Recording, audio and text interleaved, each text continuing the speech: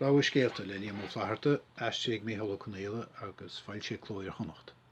Rogha Scéalta by Liam Ó Flaithearta, translated by Mícheál Ó Conghaile and published by Cló Iarchonnacht. Chun éireach líon Féile na bhFlaitheartach thuairt go háirnim léana, is as Gaeilge agus as béarla I heolann in leabhar seo, mar bhaile chuide go bhfuile chumainn, agus leis an bpobal trí chéile.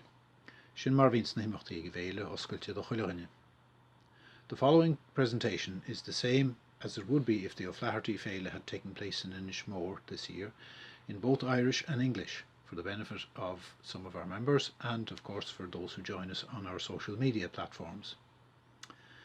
Sé ceann daimon I chumann na bhFlaitheartach saothar, saol agus tionachar na scríbhneoirí iontacha seo a chur in cín agus a chur ar fáil don phobal a ríist, nó gan chéadúir go dtéann. Tagan an leabhar nua seo leis an aim sin go páitianta.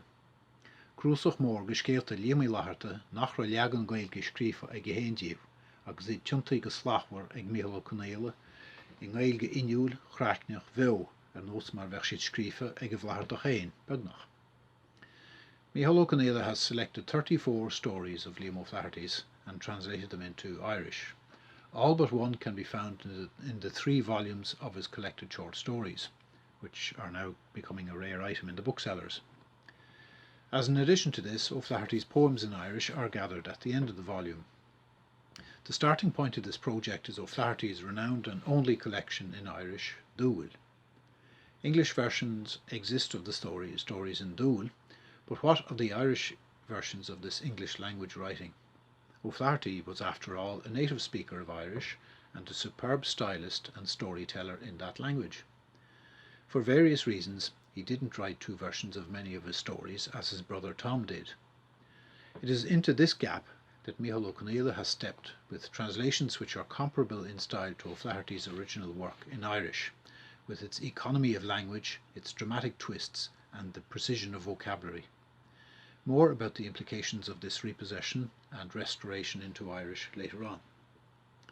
Is Éamon Ó Ciosáin Mícheál Ó Scéalta Rogha Unadaíoch, a representative choice I mó arúilsa. Tá Rogha leathan ábhar, téimí agus cineálacha saoil seo. An té nach bhfuil saothar gearcéalacht Liam Ó Flaithearta léite ag an uaice, gheoffainn té sin léir agus fíormhaithir sa leabhar seo. Más maith is mithid, mar ní sé forasteach ar chrúsaí go na gearcéalta béarla agus níl dúil ó scóir na náltaí agus na micléin mar a bhíoch.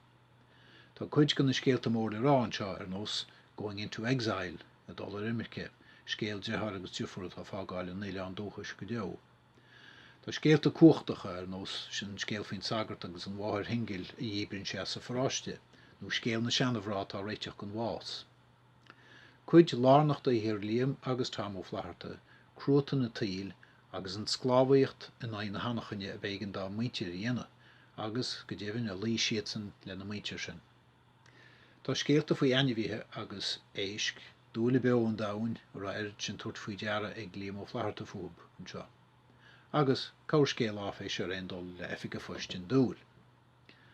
This collection highlights Ó Flaithearta's major themes: joy in nature, however pitiless nature can also be, a deep empathy with struggling people, with a stray spark of revolt flashing here and there, the ruthlessness of social power as it is wielded and suffered, man's struggle with the elements.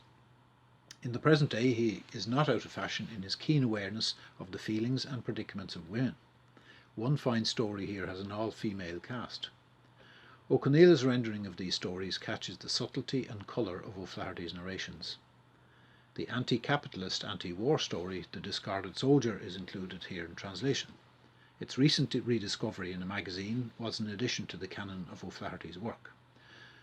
The Ó Flaithearta Society's ongoing aim is to add to people's knowledge of the two brothers' works, and indeed to restore Liam in particular to his rightful place among the major authors of this country in both languages. This present collection, Rogha Scéalta, contributes to that aim. Lua mé crinne na teanga ball, agus tá sin na haistriúcháin ag Mícheál Ó Conghaile. ar nó tá agan ghfuil máisteocht ag Mícheál ar teanga. Bhí dúshlán roimhis na scéalta seo, an gearras a gáint chóráiteach, guntocht agus feiliúnacht na leagannach i cainte agus an téarma crín cearta aimsú an mó just le haid duine, rairc, dúlbheo nó maithachán na cínt. Déidir le Mícheál Ó Conghaile na gnéhéisina le go thuirteálas an Ghaeilge. Is pléisiú ré chus snásta, soléite, nádúr agus an stíl Ghaeilge tas na scéalta seo lug. Chur sé beagán leis a gáráid trí háirinte ar Ghaeilge láir Chonamara agus ar an imirtas idir Ghaeilge Béarla mar a bhín agan sa lá aniuán. Mícheál Ó Conghaile is a leading author in Irish and he is also a skilled translator, having created Irish language versions of plays by Martin McDonagh. What has he succeeded in doing in this particular book? Well, the translations are polished and read as if they had been composed in Irish. He gives us a fascinating vision of what Liam Ó Flaithearta's oeuvre would be like had he written as much in his native language as he did in English, which he did to earn his crust, of course. The locations of the stories, the characters and flora and fauna lend themselves to an Irish language version. This easy, natural aspect very much hides the painstaking work which translation of this high standard requires. For literature in Irish, this is an extension of the field Ó Flaithearta worked in Dúil. It is also a repossession of a familiar world, all the more justified because Ó Flaithearta was basically interested in writing in Irish. No doubt more studies will be written on the issues around translation in the works of the two brothers. This book is also, and importantly, a statement of Liam Ó Flaithearta's immense stature as a writer who was brought back into the public eye by Seamus Cashman. He deserves to have more of his works available in print again now, and Cló Iarchonnacht have taken a step in that direction with this book. In the meantime, the book should be bought and read, and I am sure that it will be enjoyed. It's nicely produced and modestly priced. Bahanniuach an cahuaimside in leabhar seo léamh agus mé réiteach na cainte seo. The cloch lochhar leacaí ag Mícheál Ó Conghaile leacht an tarscríb neora seo.